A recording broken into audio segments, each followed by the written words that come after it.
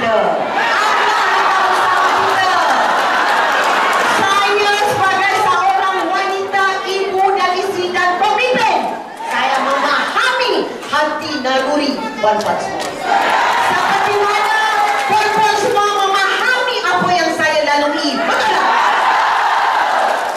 Saya tak tahu mereka, tapi saya percaya setiap insan yang ada pada hari ini yang namanya wanita, yang nama ibu, yang nama isteri, memahami, menangis bersama saya. Betul tak? Saya nak kata pada Zuraida, ketua PKR. Oh, awak nak suruh saya letak jawatan?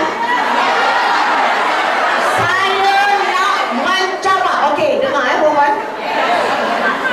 Saya nak mencabar ketua PKR. Nak mendesak saya nak letak jawatan. Kerana apa? Hanya kerana suami saya menjadi pengerusi NFC. Teguran yang dibuat hanya kerana saya tak kena mengena. Saya jalankan tugas saya, suami saya jalankan tugas dia. Nak suruh saya letak jawatan?